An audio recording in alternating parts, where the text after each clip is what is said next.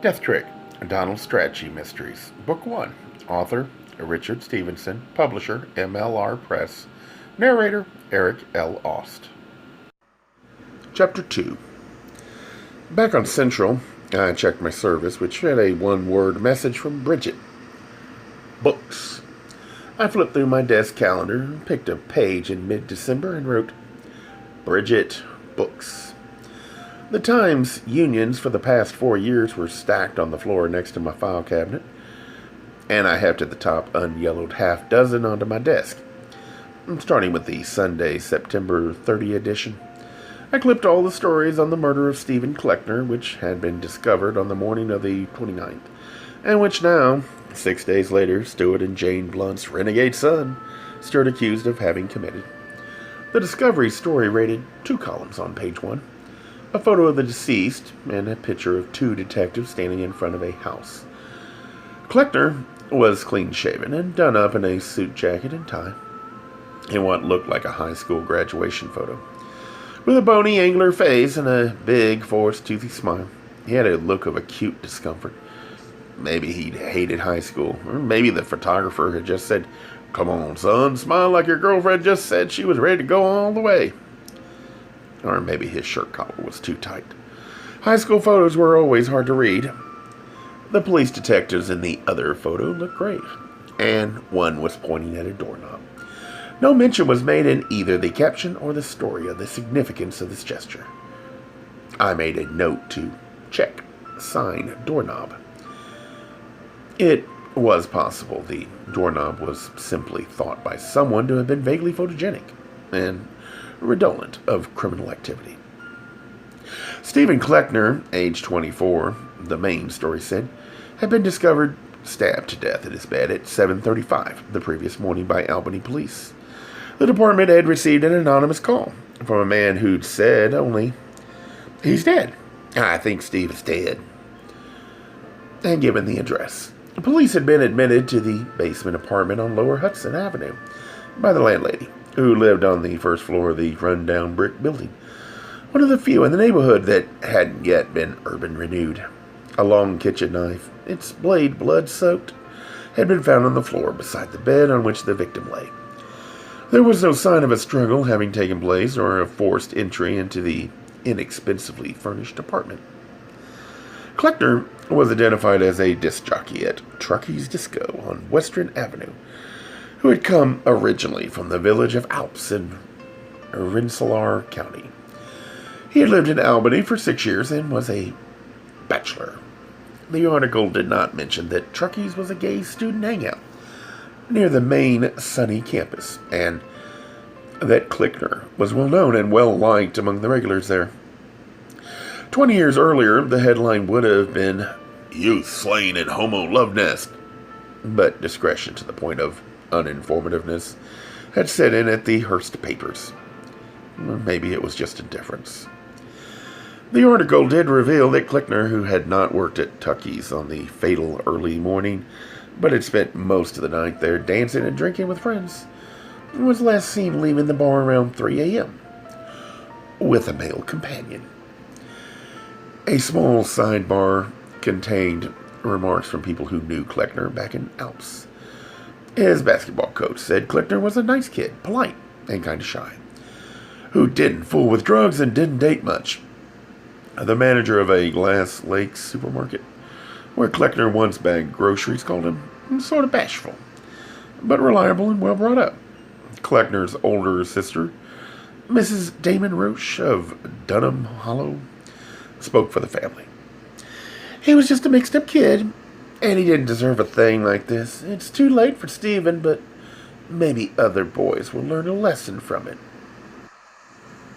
A day later, on Monday, October 1st, the Times Union said police had identified the male companion as William Blunt of Madison Avenue, son of a prominent Albany financier, and were seeking his whereabouts so that he could be questioned. The same article said the medical examiner had estimated the time of Stephen Kleckner's death as 5:30 a.m., and had stated his belief the victim died instantaneously from a single puncture wound to his heart. Also, for the first time, word was out. Traces of semen had been found in Kleckner's rectum. No forthright speculation was offered on how the substance had found its way there. But Billy Blunt, the murder suspect, was now identified as a one-time gay activist who had been chairman of the Albany, Schenectady, Troy, a Gay Alliance Political Action Committee in the early 1970s. Follow-up stories over the next 4 days offered no new hard news, except that the DA's office now considered the evidence against Blunt to be conclusive, and a warrant had been issued for his arrest. Blunt was being charged with second-degree murder. The Times-Union had not editorialized on the crime. Moral inferences, for what they'd be worth, would have to wait. The paper did print a letter to the editor from Hardy Monkman, president of the Gay League Against Unfairness in the Media, taking the paper to task for its insulting reference to a gay citizen's body and including a demand for equal time, whatever that meant. The gay movement still had strength in Albany, but occasionally one of its leaders came forth with a public utterance espousing a notion and couched in terms of such sublime daffiness that gay men and women up and down the Hudson Valley cringed with embarrassment. Or, as might have been the case with Billy Blunt, said the hell with it and dropped out. I slipped the clippings into a file folder that I marked Blunt Klickner, then called the Albany PD and learned that the detective handling the Klickner murder was out of his office and wouldn't return until Monday. I drove out central to the Colony Center shopping mall at Macy's. I picked out a black lamb's wool sweater and slipped it on under my jacket. I wrote out a check for $40, signed it in a bold hand, and laid it on the counter in front of the bored clerk. He glanced at the check as if he'd seen one before, and then he glanced at me as if he'd seen one before. He looked familiar. I said, Kevin, Elk Street? My name is Kevin, but I live in Delaware. I don't believe we met. No, I'm sure we haven't. Like hell. Sorry, I said. I had you mixed up with a guy I once knew who'd drawn little valentines all over his buttocks with a ballpoint pen. Inside the valentines were the initials of all the men who had visited there. Must have been another Kevin. Sorry. A funny story, though, isn't it? Yeah. The Music Barn record shop was along the main arcade of the shopping center, across from a long brick and blonde wood fountain that tinkled and hissed like an old toilet tank. Bernini in the suburbs. I spoke with the Music Barn clerk and was directed to the back of the store where I found the manager opening up a carton of Donner Summer on the radio LPs. Cheers that, I said. Who? I beg your pardon. On the radio. Donna. Driving out here, I dialed her around and picked her up on 3 stations. Dim All the Lights once, and No More Tears twice. My own favorites, though, are Bad Girls, Hot Stuff, and Wasted. Donna always cheers me up. She's okay, I guess. But she sure as heck isn't Patty Page. And this was said with a straight face. No irony intended. He was losing his hair and looked to be a little older than I was, 40. And I guess he'd had his good times 20 years ago and wasn't living his life backward. I'm Donald Strachey, and I'm a private detective. I showed him the photo stand of my license. Billy Blunt's parents want to help him, and they've hired me to locate him. He felt around inside his beige V-neck sweater, poured out a pair of glasses with pink plastic rims, and studied the laminated card. No kidding. A real private eye. Jeez. I'm Elvin John. Pleased to meet you, he said and offered his hand. I wanted to say, Hi, Elvin. I'm Nick Jagger. But I suppose he'd heard it before. His moon face and blinky blue eyes showed confusion. Billy's parents are helping the police capture him? Golly, I sure don't understand that. I wasn't certain I did either, but I said, they think it's best that he turn himself in and then let a good lawyer handle it. They're probably right. Billy can't have much of a life as a fugitive. They don't think Billy actually killed that guy, do they? Well, no. I take it you don't either? Elvin John set down the stack of records and shook his head. No, I don't. Billy's a messed up guy, I suppose you could say. And he was kind of mad at the world, but actually kill somebody? I'm no expert, but holy cow, no, I don't believe it. You said Billy's messed up. How so? He gestured and I followed him. We went into an alcove where John slid onto a metal stool, retrieved a cigar from behind a carton of plastic bags, and unwrapped it. When I say messed up, I don't mean what you think I mean. He gave me a knowing look and fired up the cigar, which definitely was not Cuban, although still possibly communistic Albanian, maybe? I don't know how broad-minded you are, John said, but I'm tolerant of minorities myself, and I wasn't talking about Billy being a homo or anything like that. He said it with a trace of smugness, a challenge to my liberal sensibilities. I said, good, I'm gay myself. His pale eyebrows shot up. Oh, yeah? Geez, you don't look it. Well, you don't look Jewish either. I'm not, I'm Lutheran. Well then, you don't look Lutheran. You look Methodist. I'm half. My father's a Methodist. I can always spot one, I said.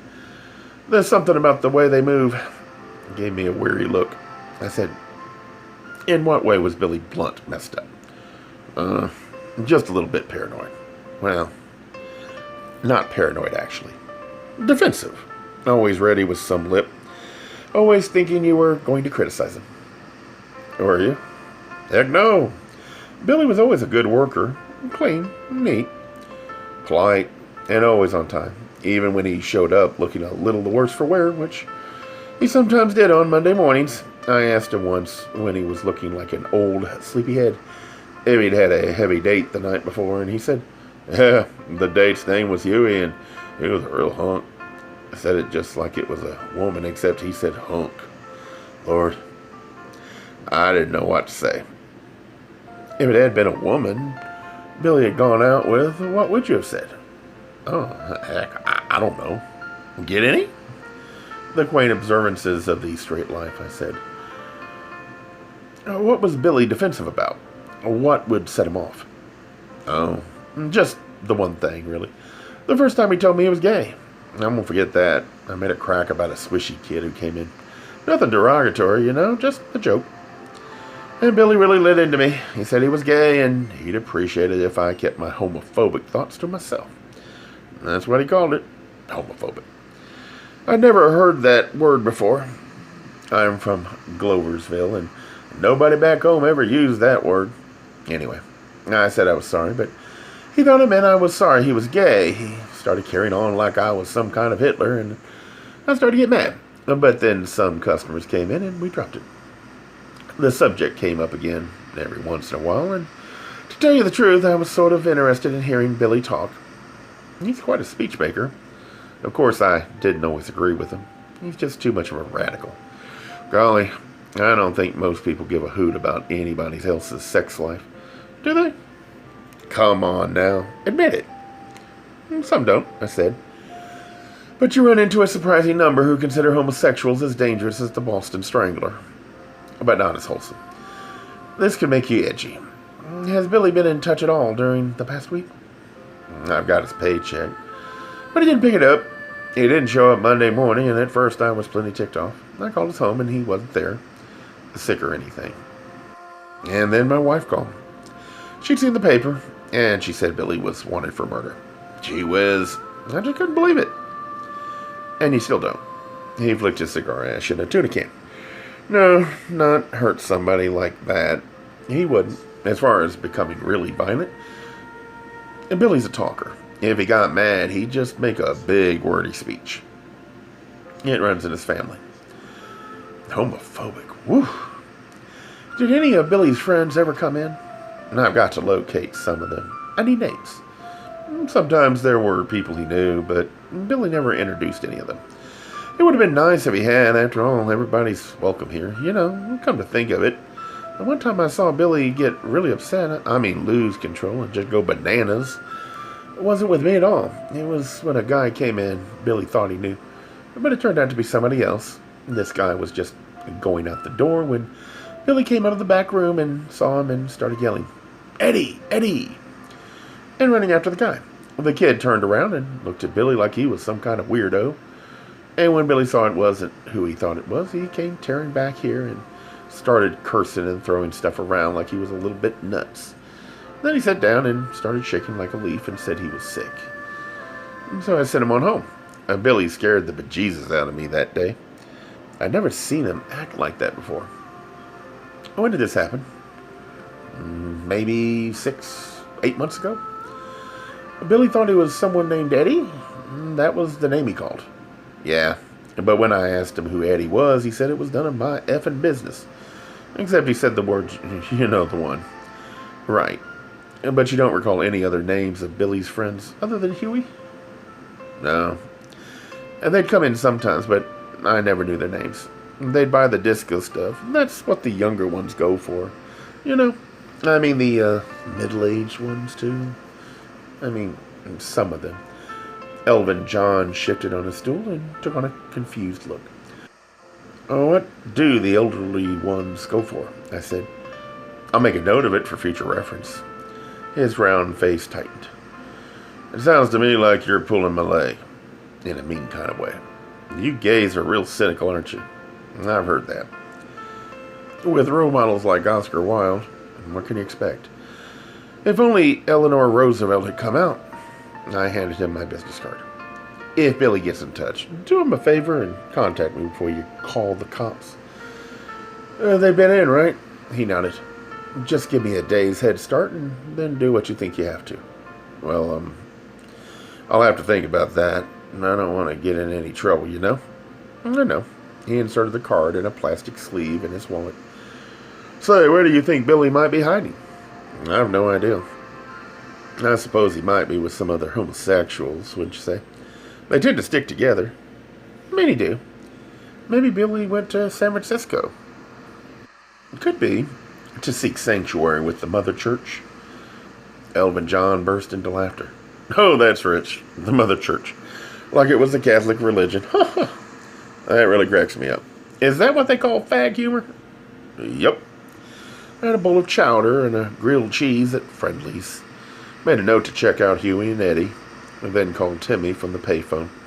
He'd just gotten in and said he had a frozen pizza in the oven, and why didn't I come over? And I said, the homosexual gourmet at work. Sizable, discretionary income, the leisure time to refine one's taste and skills. It's a good life. Right, and I suppose you're calling from Elmo's. No, it's the dinner hour. Wendy's? Friendly's. You're going out? Around 9. Should I pick you up? Yes, and I want to dance. I'm keyed up. I spent the afternoon with a room full of Democratic county chairmen. How about truckies? You won't run into too many county chairmen out there. Only 2 that I know of, anyway. I have to go there. Sure, you have to? Business. The Blunts called. I'm on the case to find their son. I knew it. I'm involved with a man with a reputation. And they did mention that I had credentials the Pinkerton agency couldn't necessarily come up with. But I thought you knew a couple of Pinkerton guys who... Closet cases. Think of the business Pinkerton must be losing. 2 or 3 cases a decade at least. Do you have any idea where the Blunt's son is? Nope. He did it though, right? The police think so. I haven't formed an opinion. The only thing I know for sure is that it'd be hard growing up in the Blunt household without thoughts of homicide, at least passing through your mind. I drove back into the city, through the Friday evening commuter traffic. Billy Blunt's apartment was on the 3rd floor of a white brick Dutch colonial building on Madison near New Scotland. It was almost directly across the park from his parents' house. The front door to the building was locked.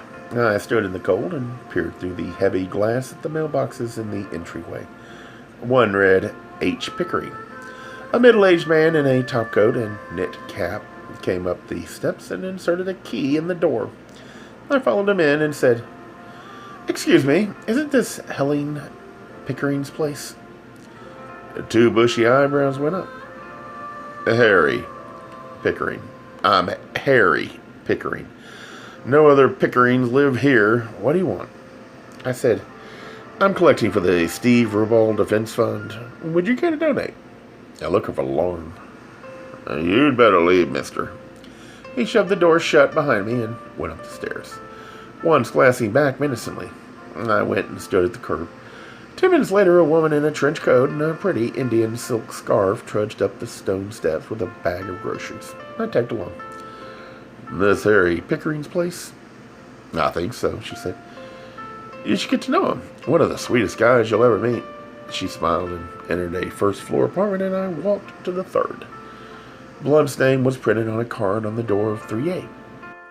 I went through the lock with a lobster pick that had been a wedding gift from Bridget's cousins Brad and Bootsy, and went in.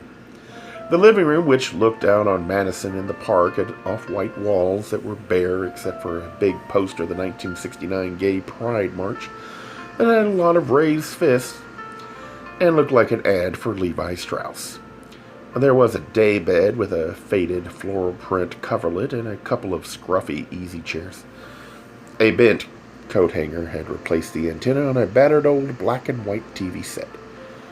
The newer, more expensive stereo amplifier and turntable sat on a broad resting on cinder blocks, the speakers on either end. The 200 or so records lined up on the floor between more cinder blocks was mostly disco, with some Baroque ensemble stuff. Corelli, Tillman, Bach, no Judy Garland, the post-Stonewall generation. The fake walnut bookshelves contained a row of old poli-sci textbooks, some fiction paperbacks, Catch-22, Man's Fate, One Flew Over the Cuckoo's Nest, other good modern stuff, and a collection of current gay literature. Cat's Gay American History, Out of the Closets and Into the Streets, Loving Someone Gay, others. There was a non-gay 15-year-old assortment of radical opinion, Kleber, Jackson, Sololinsky, various anti-war writers, and a dusty hardback copy of Fannin's The Wretched of the Earth, with a bookmark stuck a third of the way into it. He tried. He also probably had some politically aware friends who'd come of age in the 60s, making them close to my age. The small kitchen was clean and appeared to have been little used. The old Frigidaire contained only an egg carton with 2 eggs, a bottle of Price Chopper ketchup, a pint of plain yogurt, 3 bottles of value-packed beer, and a plastic bag with enough grass left in it for maybe 1 joint. Another gay gourmand for Edmund White to visit. The bedroom in the rear was furnished with a mattress on a box spring. The bed was unmade. On the floor beside the bed lay a copy of the August 27th Advocate, a half-full popper, a telephone, and a phone book.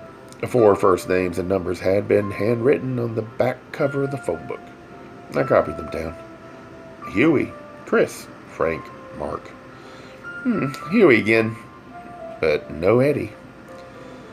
A single bureau was cluttered on top with coins, ballpoint pens, old copies of the Capital District Gay Guide.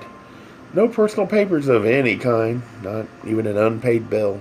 Albany's finest had been there. The dresser had 3 drawers. The top one was filled with summer clothing, tank tops, t-shirts, shorts, jeans. The bottom drawers were nearly empty, except for 1 ratty crew neck sweater with a dirty collar and a pair of new corduroys with the price tag still stapled on. Wrong size. Lost the receipt? The bathroom, a high-ceilinged pit with a dim light bulb about a mile up, had 2 racks clotted with dirty bath towels and appeared to be missing 3 items: toothbrush, toothpaste, razor. When Billy Blunt disappeared, he had his wits about him and probably knew where he was heading, to a wintry place where the population observed habits of oral hygiene and good grooming. This meant that I would not be searching for Billy Blunt among the IK people, which was a start. I switched off all the lights and was about to depart when Billy's phone rang. I picked up the receiver and said, "Blunt residence." No one spoke. I was aware, though, of a presence at the other end of the line. I said, "I'm Donald Strachey, and I'm trying to locate Billy Blunt for his parents. I want to help him. Who's this?" No response. Then after a time, there came a sort of choked sound. and the line went dead. Gay Mysteries audiobooks. I think it is easy to hate a label, but a face humanizes the word. So this effort is twofold: to offer comfort to those like myself that your world didn't end because you don't fit into the view of acceptable society on both sides, and in hopes of helping those with family that are LGBTQ, that it doesn't mean we are aliens from the child they once knew. Reassure them so they can maybe be supportive at the same time, being true to their values.